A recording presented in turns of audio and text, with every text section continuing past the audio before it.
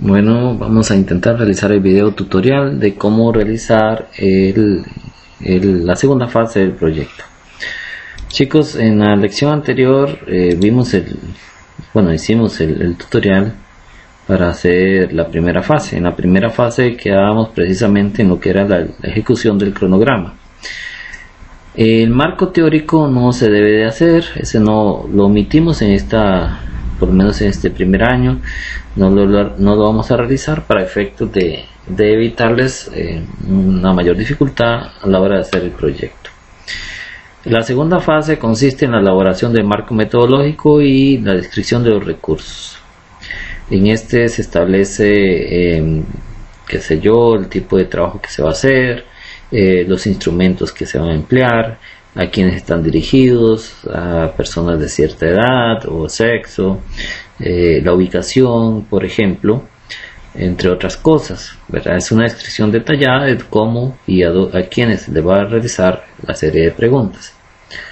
Luego viene el análisis e interpretación de los datos. Esta parte no debe involucrar lo que es un juicio de valor propio o personal, sino más bien es una interpretación meramente en función de los resultados que las encuestas nos arrojen, ¿verdad?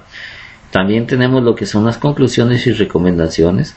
En todo caso, ustedes tienen este instructivo, nada más es de buscarlo. Eso se los dimos apenas iniciamos el curso lectivo. Vamos a ir a el ejemplo. Tenemos un trabajo realizado por un estudiante hace un par de años. Concluye la primera fase en lo que es la ejecución del cronograma, ¿verdad? No vamos a detallar ahí porque ya ustedes lo conocen. Luego viene el marco metodológico. El marco metodológico aquí explica qué es lo que él va a realizar. Su trabajo está enfocado también en lo que es la primera unidad del primer periodo, y la cual lo ubicó en la comunidad de Santa Marta, ¿verdad? Él describe cómo es la comunidad en ese entonces. No es la misma de hoy en día. Hoy Santa Marta es un poco bastante más grande. También señala a quienes va a consultar. Él hace una serie de consultas o encuestas a personas de la comunidad, pero a 50 personas. Sin embargo, creo que es mucho. Ustedes pueden manejar una cifra mucho más reducida de 10 o 20 personas para efectos de no tener complicaciones a la hora de obtener los porcentajes. Luego también hace una descripción de cómo viene o cuáles son los posibles planteamientos en el cuestionario que se va a realizar, ¿verdad? Y luego viene el trabajo, precisamente el cuestionario, donde se logra identificar que debe marcarse con una X en las respuestas que consideren pertinentes. En este caso hay una pregunta, se le hace la pregunta, la cual tiene dos posibles respuestas, sí o no, ¿verdad? Hay una segunda pregunta, esta trae como tres posibles opciones o tres posibles respuestas o aspectos. Hay otra pregunta que trae 4, es decir, ustedes pueden jugar con las cantidades de opciones, no tienen que ser todas solamente 4 opciones, pueden variarlo, pueden ser de 3, de 2 o de 4 opciones. Ustedes deciden. Este joven hizo 8 preguntas. Yo les pido a ustedes que elaboren un máximo de 5 por objetivo específico, es decir, serían 5 y 5, serían en total 10 preguntas, pero un mínimo de 3. Entonces ustedes pueden manejar ese rango, 3 preguntas por específico, digamos que serían 6 preguntas mínimo o 10 preguntas máximo, para que no se les haga muy grande el trabajo. Ahora, el análisis de resultados. Ustedes pueden establecer gráficos o pueden hacerlo por medio de tablas. Yo prefiero la tabla. Digamos, en este caso es más fácil de interpretarlo, ya vamos a ver por qué. Luego aquí tenemos un encabezado en donde se escribe en qué consiste el gráfico. Luego viene la pregunta: ¿le han robado alguna vez o en alguna ocasión? Teníamos dos posibles respuestas, sí o no, ¿verdad? Ahora veamos la tabla. La tabla es similar, tenemos el encabezado y la pregunta: ¿le han robado alguna ocasión? Sí, y aquí ya tenemos los valores absolutos o la frecuencia absoluta, que son la totalidad de personas que dijeron que sí. En este caso 8, y 42 dijeron que no, de las 50 consultadas. En este sentido tenemos también lo que llamamos frecuencia relativa, que son los valores expresados en porcentajes.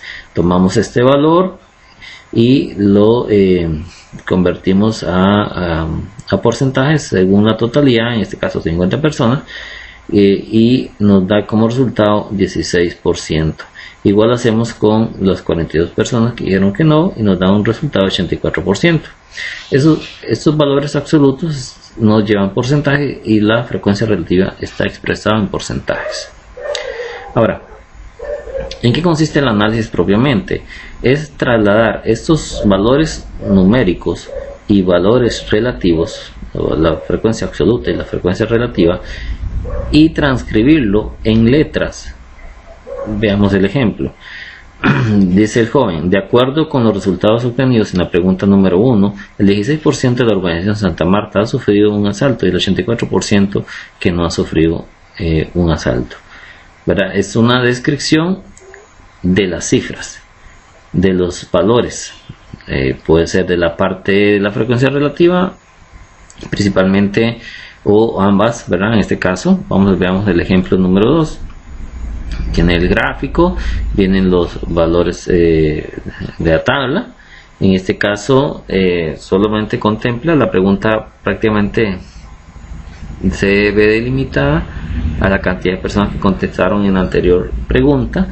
Entonces son en función de las 8 personas, y la pregunta viene siendo cuántas veces le han robado. Entonces, de las 8 personas que lograron contestar o que dijeron que sí, que se habían robado, entonces cuántas veces les han robado. Ellos contestan según estos criterios que el estudiante les otorga: en una ocasión, en 2 ocasiones, o en 3 o 4. Bueno, aquí tenemos que 4 personas logran ser asaltadas en una sola vez, 3 personas fueron asaltadas en 2 ocasiones, 1 persona en 3 ocasiones. En frecuencia relativa eso representa en el primer campo 50%, un 37.5% en el segundo aspecto y un 12.5% en el tercero. ¿De qué forma lo traducimos? En forma escrita. Ponemos análisis y escribimos la descripción detallada de los valores absolutos y los valores porcentuales. Dice: a las personas entrevistadas, vecinos de la urbanización Santa Marta, las preguntas número 1, ¿cuántas veces le han robado? De las personas que dijeron que sí, fueron 8. 4 personas dijeron que le habían sido asaltadas en una vez, para un 50%. 3 personas dijeron que habían sido asaltadas 2 veces, para un 37.5%. Solo 1 persona dijo haber sido asaltada en 3 veces, para 2.5%. Nótese que no hay interpretación del estudiante, no hay una conclusión, no hay un juicio de valor, etc. Y así lo vamos a ir haciendo con cada una de las preguntas, ¿verdad? Obtenemos la tabla, obtenemos los valores de la frecuencia absoluta y obtenemos la frecuencia relativa, y luego hacemos el análisis, ¿verdad? Que es una descripción o una transcripción en forma escrita de los valores porcentuales y valores absolutos con cada una de las preguntas. Luego viene el apartado de las conclusiones. En las conclusiones sí vamos a hacer una especie de criterio personal, juicio de valor. Yo les pido apenas 4, es decir, 2 por específico. Pueden ser más, podemos establecer más, pero en este caso el estudiante anota 6, me parece. Perdón.